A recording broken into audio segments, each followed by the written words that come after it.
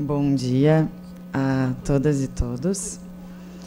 Eu queria fazer minhas as palavras da Simone e dizer que assim, nesse nosso último encontro do fórum, dizer que é um prazer enorme ter participado, integrado esse fórum, e agradecer muitíssimo o convite na pessoa do desembargador Paulo Baldez. Realmente colar assim, as palavras da Simone, porque me sinto exatamente como ela, e é um prazer estar com essas pessoas. E não são essas pessoas, né? São juízes, e a gente conta nos dedos juízes como esses aqui que estão nessa mesa, como a Simone que está aqui nos assistindo, Simone Nassif. Então, assim, eu conto nos dedos mesmo, né? Talvez nos dedos das mãos e dos pés juntos, mas são pouquíssimos, né? Patrícia também, mas na defensoria é mais comum a gente encontrar resistência. E então a Defensoria do Rio é incrível, eu digo sempre isso. Então é um prazer gigantesco, assim. Obrigada, queridos, por a gente estar fazendo resistência juntos. Não vou me alongar, e a Patrícia fala do nosso tema e fala super bem, então eu vou fazer só um outro recorte. Eu quero dizer, num primeiro momento, que, infelizmente, eu sou um pouco mais pessimista, e eu acho que esse evento é um pouco uma descomemoração, nesse momento, dos direitos humanos, né? Eu acho que a gente tem que marcar isso, porque, infelizmente, o retrocesso que a gente vive no país, nesse momento, a gente não tem nada a comemorar, né? O desembargador Paulo dizia que talvez não se tivesse muito, eu digo que a gente talvez tenha, infelizmente, o que descomemorar. Mas que, justamente, marcando isso, é que a gente vai lutar cada vez mais pelos direitos humanos dessas pessoas que a gente está desde o início da manhã falando, num primeiro momento da pena, portanto, das pessoas imputáveis, e agora, nesse momento terceiro da mesa, a gente falando das pessoas inimputáveis. Que tem uma marca e uma característica importante, a meu ver, que é a questão de uma invisibilidade maior. E essa invisibilidade maior se dá muito fundamentalmente por conta de, em geral, haver uma naturalização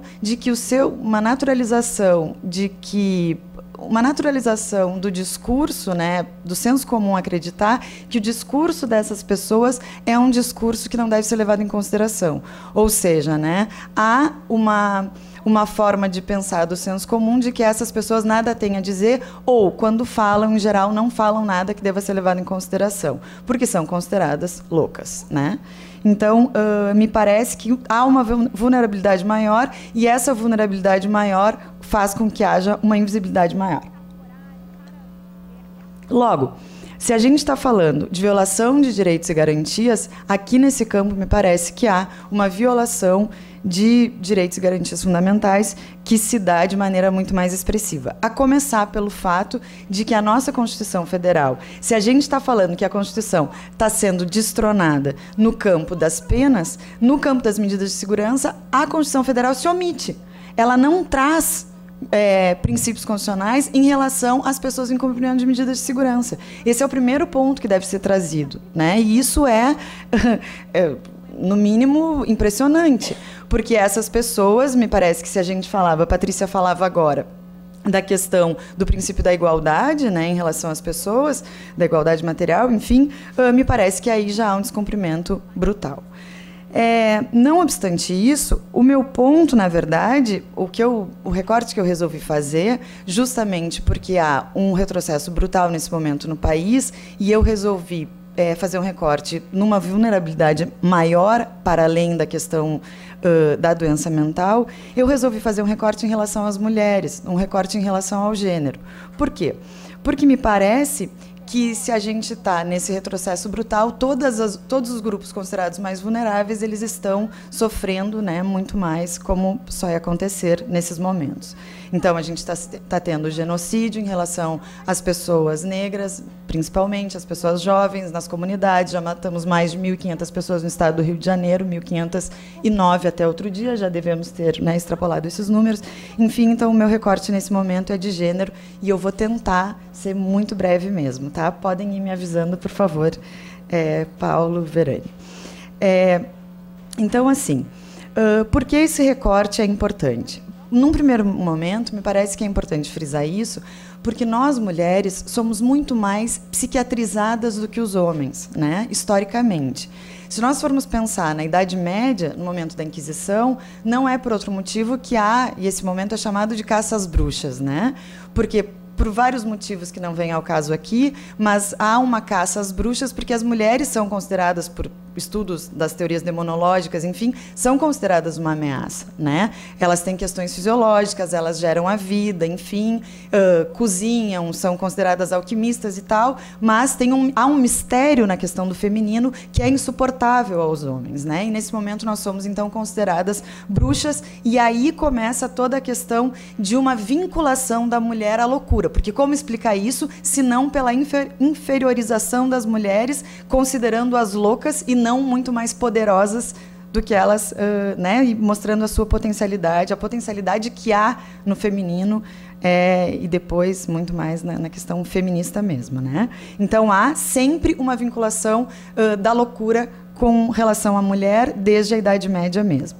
Depois, para falar na nossa área, no século XIX, e eu estou sendo bem breve, no século XIX, quando, por exemplo, a criminologia positivista vai discutir a questão da criminalidade da mulher, e Lombroso, eu acho bem irônico isso, vai escrever um livro com o seu genro discutindo a questão da criminalidade feminina, né?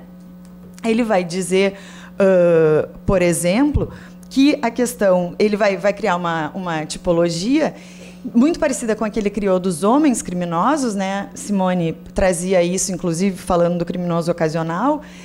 Ele vai criar uma tipologia muito parecida, mas em relação às mulheres, há, por exemplo, a categoria das mulheres histéricas. Os homens não, né? Não há histeria nos homens e há histeria em relação às mulheres.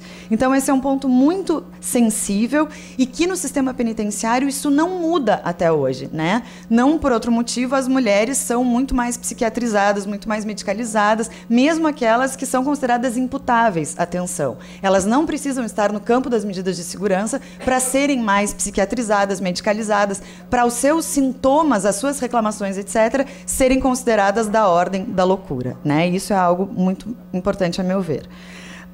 Então, se elas são no campo da imputabilidade, se elas são mais prejudicadas, vamos dizer assim, por conta dessa psiquiatrização, no campo das medidas de segurança, isso vai se manter, né? De que forma? Por que elas seriam, as mulheres encarceradas, ainda falando, por que elas seriam mais prejudicadas?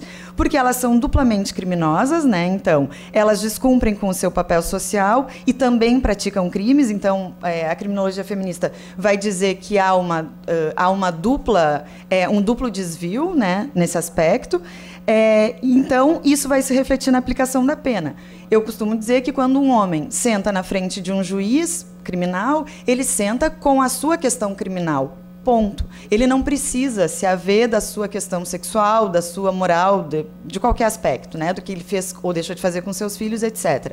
A mulher não, ela senta ali dando conta de todos os seus aspectos morais, e a questão da sexualidade é sempre uma questão muito relevante. Inclusive as vítimas, né, de delitos, a gente sabe disso também, não precisa nem ser autora de crime. O segundo ponto é que na execução penal, as mulheres do sistema penitenciário de maneira geral, elas vão ser alocadas em presídios feitos por homens e para homens, né? Então, isso é muito importante porque as questões das mulheres especificamente não vão ser levadas em consideração. Isso quando não são colocadas em locais unidas a homens, estupradas e tudo isso que a gente vê que são questões muito importantes.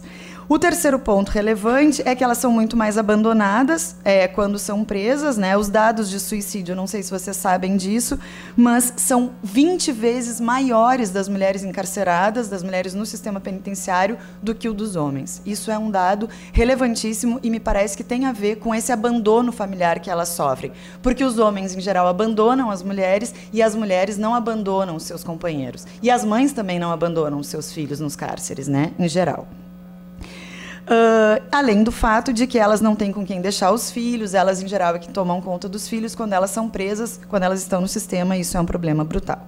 Mas por que as mulheres em medida de segurança estariam numa situação ainda pior do que as mulheres somente, né, se a gente pode dizer assim, encarceradas? Porque elas têm uma dupla vulnerabilidade maior. Qual? A medicalização, portanto, elas não estão só na contenção física do presídio, mas estão na contenção química da medicalização. E, em seguida, eu vou mostrar aqui um relatório atualíssimo, demonstra que a contenção química, atenção, nos manicômios, que são considerados manicômios civis, né, não, manicômios não judiciários, elas não precisam ter praticado os fatos previstos como crime, portanto, a medicalização tem sido utilizada como punição. Não que isso seja uma grande novidade, mas quando um relatório constata isso em pessoas que não praticaram delitos, isso me parece muito assombroso. Então, essa é uma vulnerabilidade a mais, a contenção química para além da física.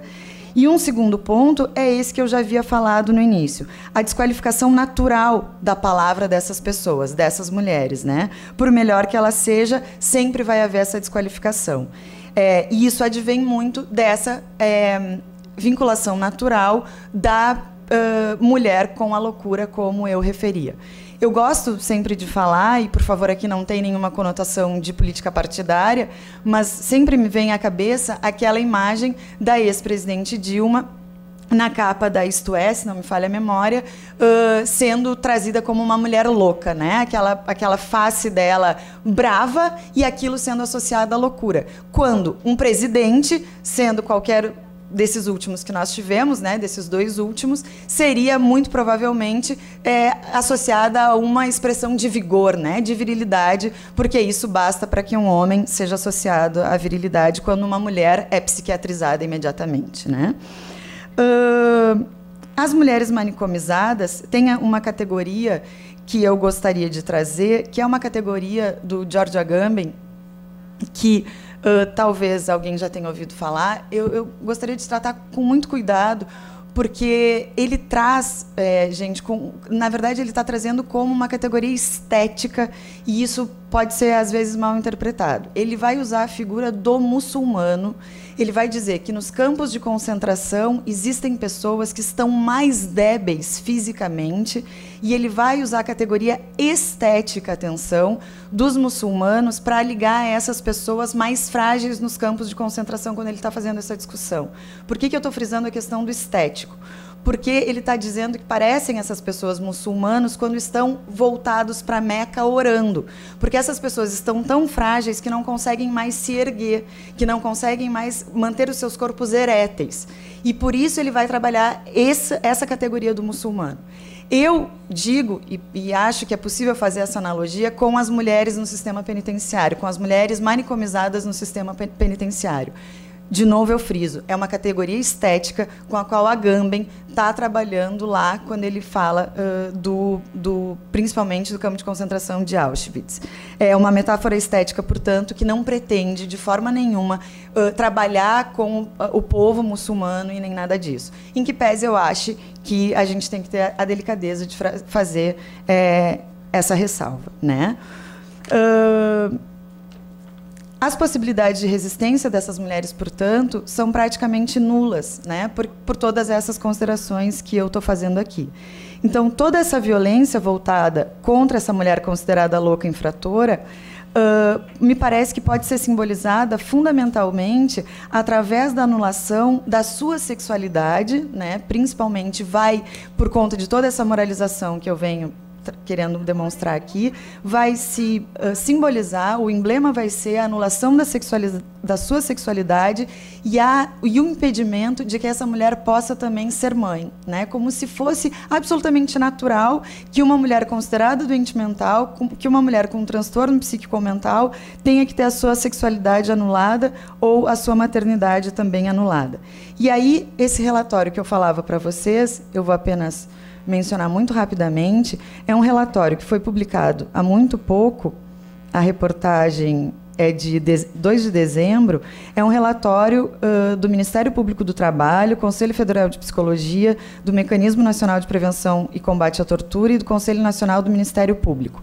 As visitas ocorreram em dezembro de 2018, e eu não vou ler, mas é só para vocês saberem que foram visitas que aconteceram em muitos hospitais psiquiátricos de, como eu disse a vocês, não judiciários.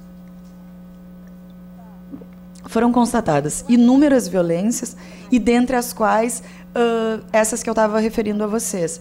A questão da medicação utilizada para punição, a questão de pessoas amarradas, maltratadas, a questão de pessoas algemadas às camas, etc., pessoas que não tinham camas em mais de não sei quantos, eu peço que vocês acessem pelo avançado da hora, e muitas mulheres sendo estupradas nesses lugares. Então, vejam como a questão da sexualidade é algo fortíssimo.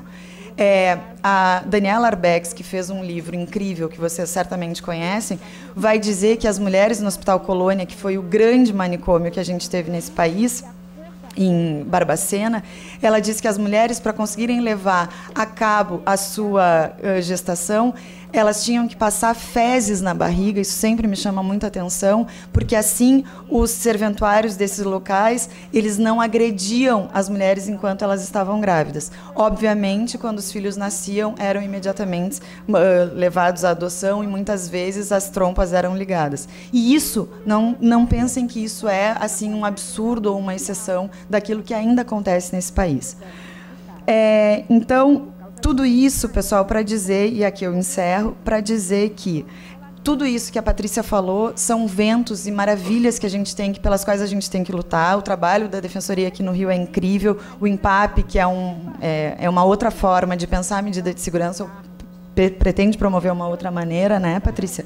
É algo incrível, tem iniciativas impressionantes no país, o PAILI, o PAIPJ, etc., mas tudo isso está profundamente ameaçado por uma nota número 4 que saiu em fevereiro desse ano, pensando uma nova política de álcool e drogas que já está sendo implementada, pensando uma nova política de saúde mental, abrindo novos leitos nos hospitais gerais, não fechando os manicômios civis, quanto mais os judiciários, que a gente nunca conseguiu fechar. Quer dizer, a reforma psiquiátrica que a gente nunca conseguiu implementar no campo das medidas de segurança, tudo isso que foi trabalho de formiguinha que a gente conseguiu fazer, que a gente dizia que não estava conseguindo fazer, agora a gente diz que fez e enaltece para tentar que não se perca de forma nenhuma. Era isso. Eu acho que a gente tem que descomemorar para conseguir resistir e conseguir avançar, porque se não formos nós, não sei quem será. Muito obrigada.